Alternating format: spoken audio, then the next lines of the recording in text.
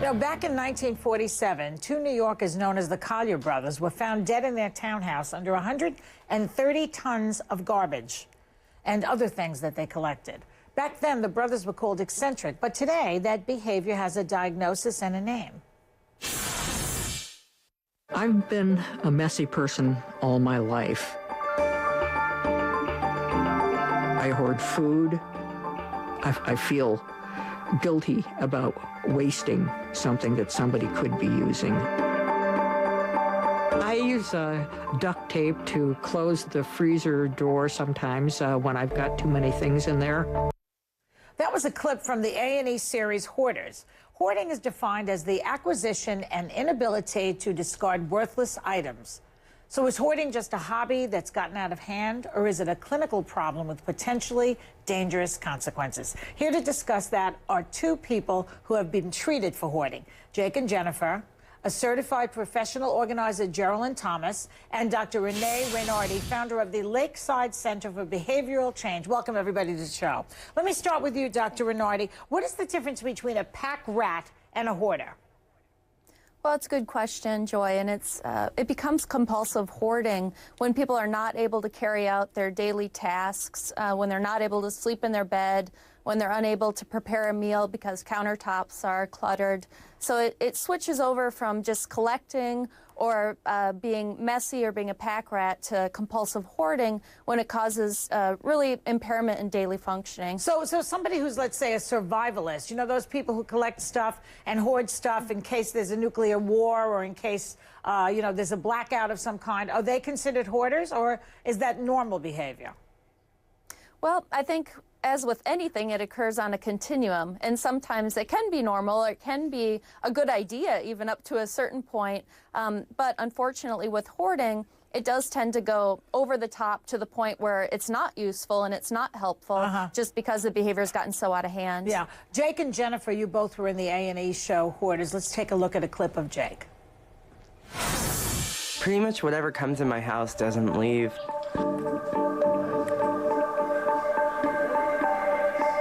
Food wrappers, bottles, cans, any kind of garbage, really. Jake, why didn't you like to throw things out? There was pretty much a specific consequence behind each object being thrown out. Like, one object might, if I throw it away, tell me that I'm gonna get cancer if I do that. Another might say that my dog's gonna die prematurely. If you throw something out, you would believe that. Yeah, I have obsessive compulsive disorder, so, I mean, there's no rhyme or reason to it, really. I see. And I understand that some of this led to suicidal thoughts on your part. Oh, absolutely. I think mostly because it's just easier to think about ending it rather than dealing with it. But yeah, I spend a pretty good amount of time fantasizing about suicide, at least. Do you really? But you know, you're better now, right? Oh, I'm a lot better now. You know, actually, I'm writing a book on my experience with OCD and a few other things, but I think a lot of it was I needed to find a purpose for all my suffering, and this show has really helped with that, actually. Really? Yeah, because I found that my purpose is I can help people. Like, I don't have a problem for no reason. That's interesting. You feel like you're doing good for somebody else. Now, Jennifer, you and your partner, Ron, right, and your three kids were living under piles and piles of stuff. How did that get out of control? You know, it's a process that happens over time. You know, it came in waves. There were times when it was better, there was times when it was worse. Before they came to film, before my dad passed, Dad was sick, he was dying of cancer, and it's kind of like you're on it, you're going, the more you have to do, the more you get done. So it was much more managed, and then after he died, it's like you know, everything sort of falls in on you. It's kind of a depression, too, Absolutely, isn't it? yeah, a shutdown. Didn't you and your husband, was it your husband, Ron? You had different, ex-husband, you had different roles in the process, didn't you? Absolutely, yeah. You were the shopper and he was the hoarder? I was the impulsive behavior, yeah. I was the acquirer. So you would go out and buy stuff Right. You know, just raid Costco or something. Come home with all the stuff. They don't have a Costco. I need to hit one of those. So you would do that, buy all the stuff, Right, yeah. which is the fun part. Right, yeah. And then bring it in, and then he would never let it out of the house. Right, yeah, and if we had it, it was going to be useful, and it was all useful stuff. It just wasn't useful because there's too much of it and there was no space to use it in. Let me ask the doctor, does shopping and hoarding go hand in hand? Do these two things work together? They tend to. Compulsive acquisition and compulsive shopping tends to be a component in hoarding behavior, but not always. It can be gradual accumulation of items over many, many years, or when compulsive shopping is a factor, it doesn't take very long. Like in Jennifer's case, too, it's something that being very young and still being able to acquire quite a few possessions, that's most often the scenario with compulsive shopping, is that clutter accumulates very quickly. Geraldine, let me ask you, what is your role in all of this as an organizer? Well, I often collaborate with the psychologist or psychiatrist or a licensed social worker, and I work doing the hands-on part of the organizing. So I'm in the home with the hoarder, and sometimes the psychologists come into the home and sometimes they don't. But sometimes I'm a liaison between the client and the doctor. So what kinds of things do you see when you first enter the one of these hoarders' homes? Well, you can see a variety of things. You try and figure out what the person is hoarding. You also try to assess, are there any other coexisting conditions that the person might have? Like what? Like depression, bipolar, obsessive compulsive. And then what do? Do you refer them to a shrink? In my own business, I won't work with somebody unless they agree to work and collaborate with a therapist. I see. I see. I just think it has better outcomes if we all work together. I mean, I'm fascinated by the fact that you walk into somebody's house. It could be real stinky in there, too, because a lot of this stuff has been fermenting. Yes. Right? Yes. I mean, some of these people who hoard cats. Yes. And there was somebody who had a bunch of dead cats under all of that mess. Right. I mean, how do you handle that? Do you wear a gas mask? I'd wear a hazmat suit in one of these. I mean, what do you do? Well, in season 2, you will see I actually am in a hazmat suit. Oh, really? Yeah. We go into a home with bed bugs, and we had to protect ourselves. And so, yes, there are smells, and there are things that you want to protect your skin or your eyes or your lungs. There's dust mites and mold and toxic chemicals. You're right, fermenting food, all sorts of things. It's disgusting sometimes, isn't it? Yeah. You guys, yeah. What type of things do people hoard, doctor? What is the stuff that's most popular to hoard? Well, I would say most common are going to be items of clothing. Food hoarding is very common. Information hoarding, where people save newspapers. And the information hoarding can also be digital hoarding as well, of saving emails and downloading movies and songs, things like that. So that is another subtype. Pretty much anything people can end up hoarding. Now, see, like I said, and it does occur on a continuum. It could, just about be anything. I've seen. I can't think of anything that I haven't seen in a home. It's interesting that she says that, because I know people who collect stuff. There's a guy who works here. I'm looking at him right now. His name is Frank, and he has 12,000 emails on his computer. Yes. Now that's an email hoarder, right? He also collects newspaper clippings and piles them up and says, I'm going to read that. Yeah, 100 years from now, you're going to read it. But he believes he's going to read it. Does that make him, is he a sick puppy or what? Well, I think it can become problematic if it's interfering with his relationships, his job, things like that. And that's really where it crosses that line, going from, most of us have too many pairs of shoes or too many emails or have too many articles around, but it really becomes a disorder. And that's the thing that's so important to understand about hoarding, is that it's not about being messy. It actually is a disorder. Yes. We can see it on a physiological level, even looking at brain scans. There's genetic research on compulsive hoarding. So it's important when somebody's working with somebody who hoards to really understand that this isn't just about cleaning out a house. And like Geraldine, the professional organizer, said, that oftentimes it does require some assistance of a mental health professional. So, right. I mean, what about children? Like the Octomom. Does she hoard children? Is that a hoarder, or is that some other craziness? Maybe. I mean, when we get to, there's lots of ways to compulsively acquire, and sometimes compulsively acquiring information or friends or overcommitting ourselves. I don't know about having 8 children or not. But I think that, yeah, you know, hoarding can come in lots of different forms. That's why a real thorough diagnostic interview in the beginning is so important, because it stems out of lots of different comorbid conditions. So Did you ever lose house gas? I mean, what happened when someone visited your house? Nobody visited. Nobody ever visited. That's one of the signs in hoarding. You will not have hoarders.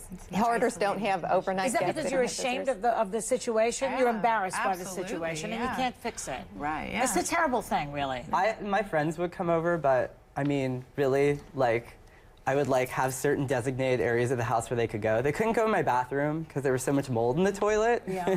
So if they wanted to use the bathroom, I'd usually send them to my neighbors. But I see. Yes, okay, it's embarrassing, and you wanted to fix it. Well, my house is a mess. It doesn't feel like a home. My porch is sort of the catch-all for things that we can't fit into the house. And then you come into the living room and the floor's pretty well consumed. And the kitchen, you know, the sink is an old slop sink, so water spills out of it frequently. There's a lot of spills that don't get cleaned because there's stuff on the floor. The hallway is our laundry hamper. Okay, that was another look at the A&E show Hoarders, and we're talking about hoarding with my panel.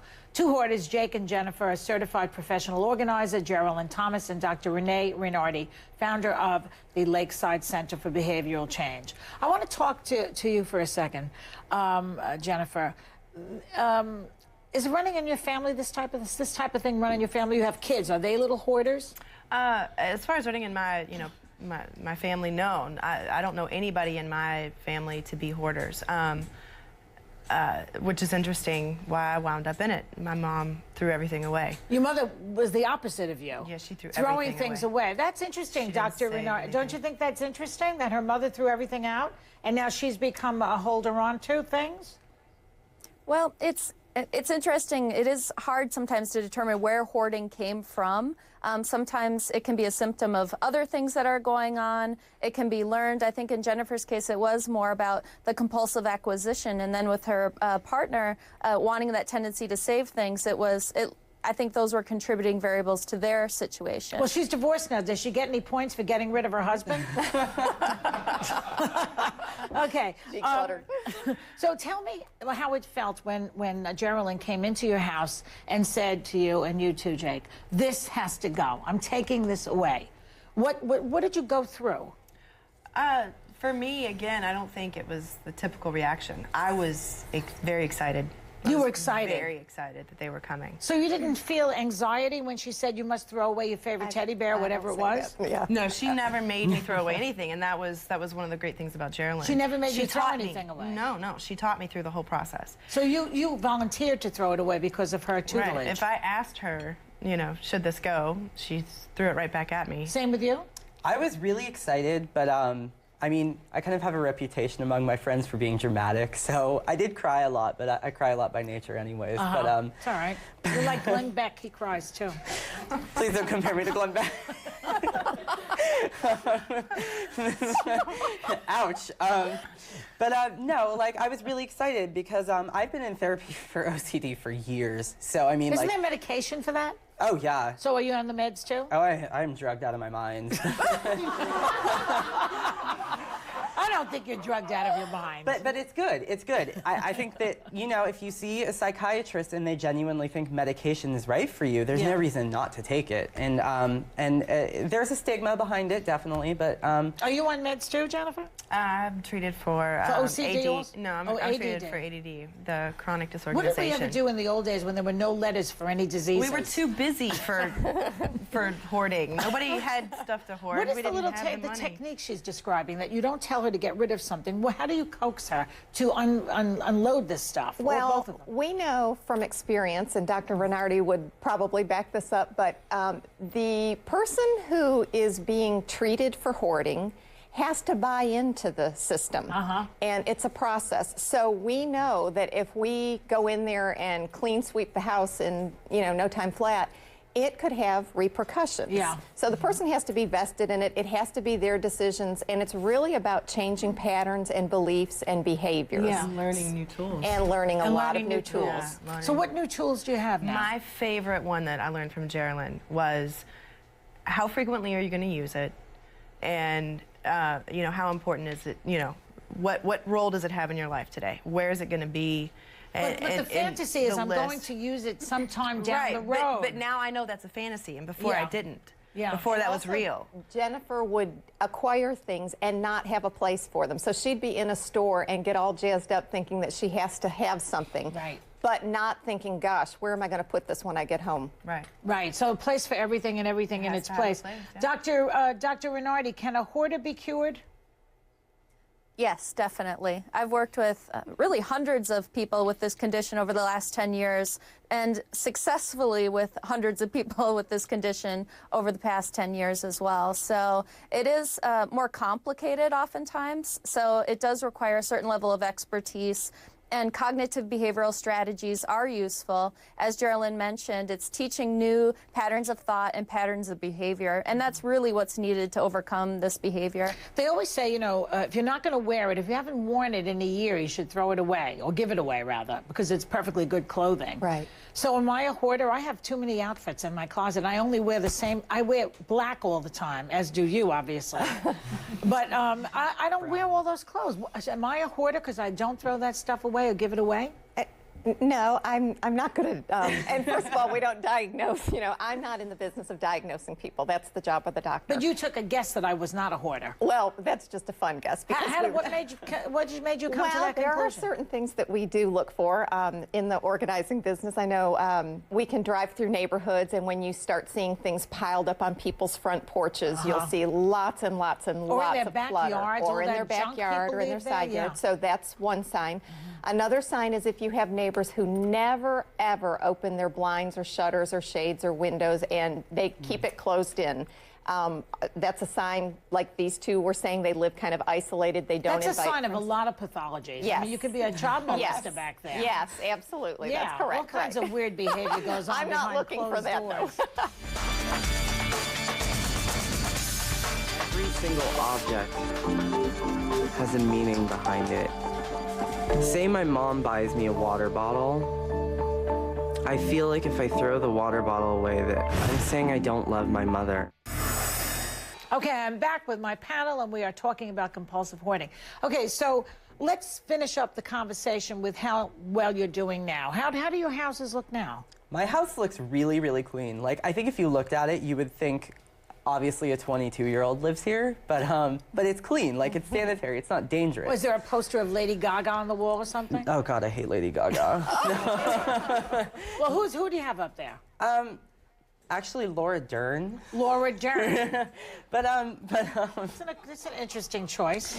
I'm a David Lynch fan, and Laura Dern. I see. Yeah. Okay, I'm a weirdo. how about your house? How does it look? It looks good. It looks clean. What about the recidivism rate for these type of people who have this issue? Well, do you have to again- go back and again and again and again? Yes. Jennifer and I are in contact a lot. We text each other, and she is still a very good student and wants more and more tips and life skills. So she's still learning. Well, and I think, just to make the point really quick, when you ask the doctor if you can be cured, I think cured is the wrong term. It's never going to Me be too. over, and you can slip back into it. It's like being an alcoholic. Exactly. You're never really cured of But alcohol. the Always an younger the alcoholic. lifelong person thing. seems to have better results when they're willing to come forward and get help at a younger age. In my business, at least, people seem to have a better treatment rate. So how have your lives have gotten better, I presume? Absolutely. I mean, I can just straighten out a table and I feel better.